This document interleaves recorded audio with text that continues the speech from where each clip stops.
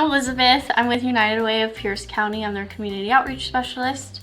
I'm with Priscilla at Centro. She is one of my recipients for the mini grants. I will let you introduce yourself.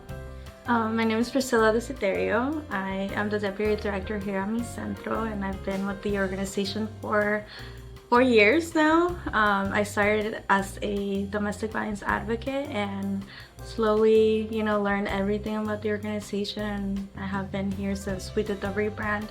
And yeah, I'm just very happy to be here. Can you tell me a little bit about Centro, what you do for the community, what that rebrand looked like? So formerly it was known as Centro Latino. Centro now is a nonprofit organization that serves the Latino and Latino indigenous communities. Centro has 4 programs. The first one is the domestic violence program, which honestly it started all of our services. At the time in 2020, we only had 3 programs, which was Civic Engagement had just launched, and Tear Up, and the Crime Victim Program. Due to the needs of the community, we wanted to focus not solely on survivors, but also wanted to make sure that we had wraparound services. So based on the needs, we opened our first family support service program, which is now called Marumora Centro Familiar. And in that program, we have different services. So we not just included our survivors, but also undocumented folks, our immigrant communities, and now we have a domestic violence prevention program.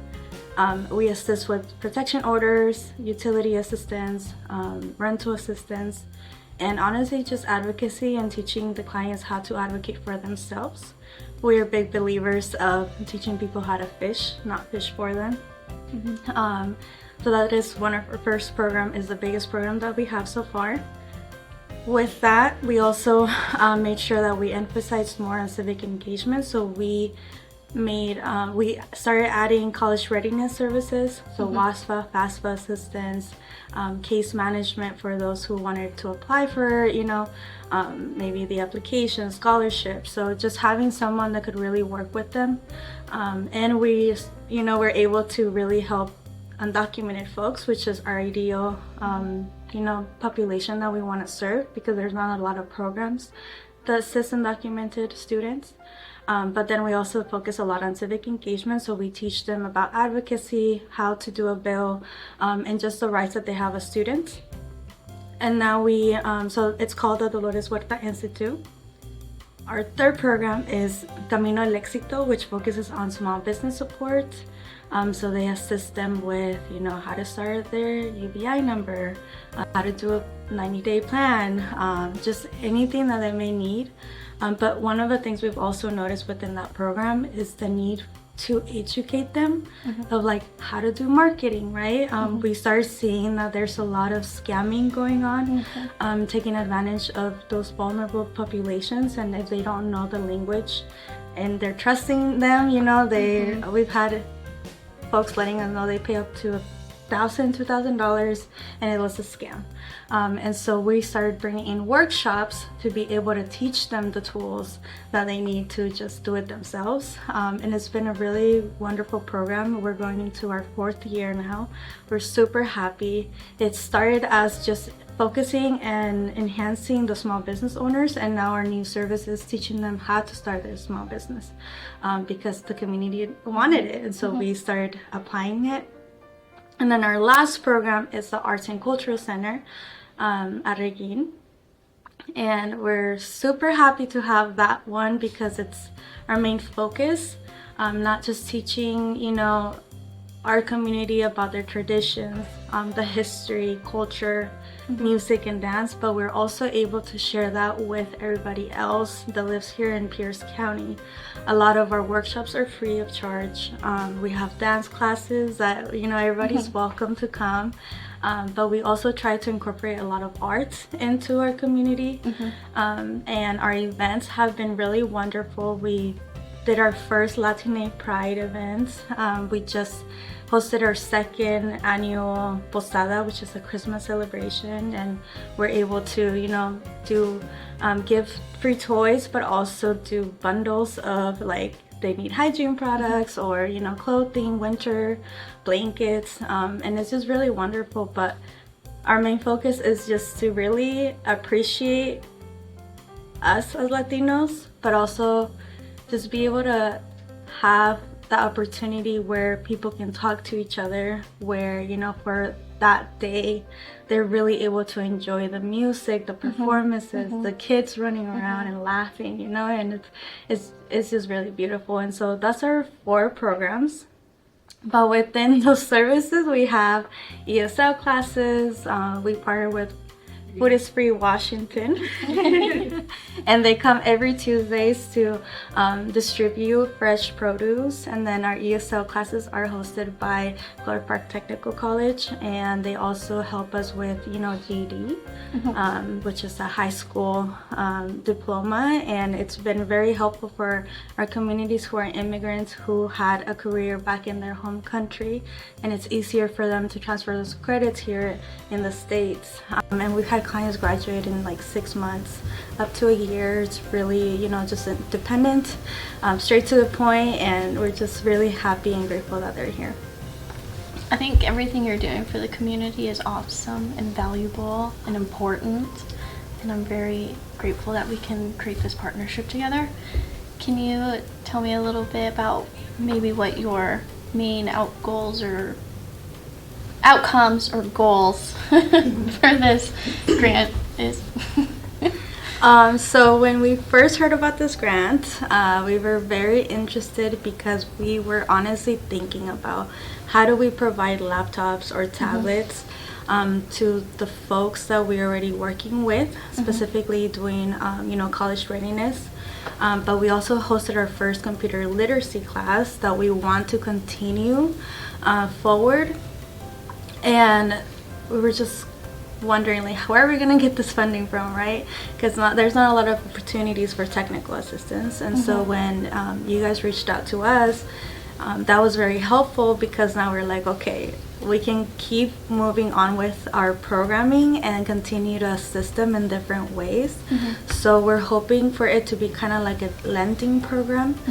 So if any students need a laptop before their, you know, school needs, then they can go ahead and we can lend it to them. And we're computer literacy classes. When we host those classes, we now have, you know, enough for them to practice, take it home with them, bring it back into that class is over.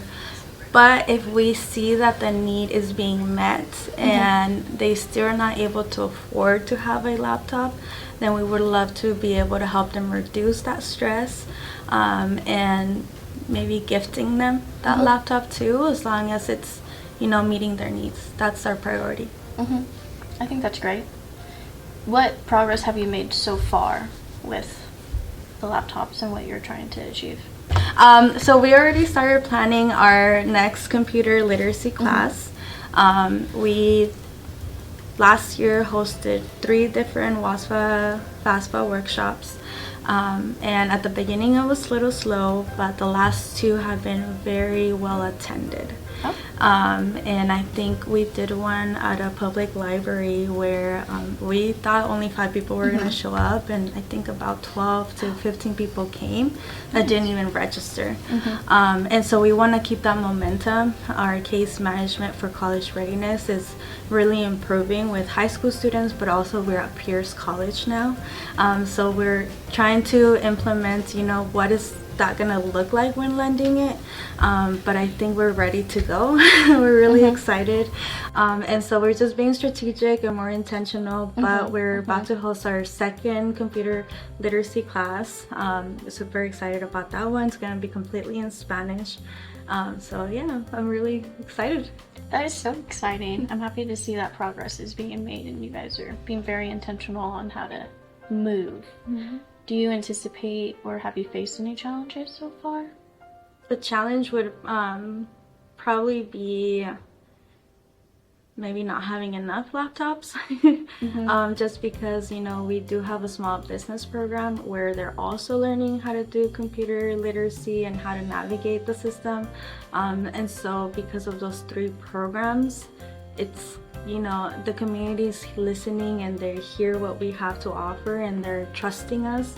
And so when we have a lot of programming, that means, you know, if we don't have enough resources, then we have to be a little bit strategic of like who do we want to support and who can't we support. And so I think that would be mainly the challenge of like, how do we make that decision of who do we gift, a laptop or not. What does receiving this grant mean to you? Like either personally, professionally, both, whatever comes to mind. Personally, I really fell in love with Mi Centro because of the non-restrictions. So yes, we focus a lot on Latinos and Latino indigenous communities, but when seeing our data, we really do support people of color as well. And so personally, with this grant, being able for it to be so flexible and you guys giving us the opportunity to really be super intentional with what we want to do, it's a really great blessing, and that's what I'm really excited about, because again, we're able to secure another grant or funding opportunity where we don't have that restriction. Of course, it's very intentional, making sure that the community is being met, but I think for it to be supporting solely the tech part of it is very, very helpful. What do you see as long-term impact with this project? I think this is our first funding of many, so we can continue to do computer literacy classes, continue to do lending programs. I know that our college readiness program is going to become bigger, and we have a lot of schools reaching out to us. And I think in the summer and fall, we get very busy. We have so many schools that we're like, we don't know who to choose anymore, because of the need is so high. But we want to make sure that everything we do is actually making a difference. It's not based on what we think it's good, but it's based on what the community really needs. And so for future, I really hope to continue to see computer literacy classes, continuing to see workshops for small business owners, and continuing to really talk about what WASPA is and how to encourage students for higher ed. On behalf of United Way of Pierce County and the United Way of the Pacific Northwest, I would love to present Mi Centro with a $6,500 check. Muchas gracias. Thank you for your ongoing support.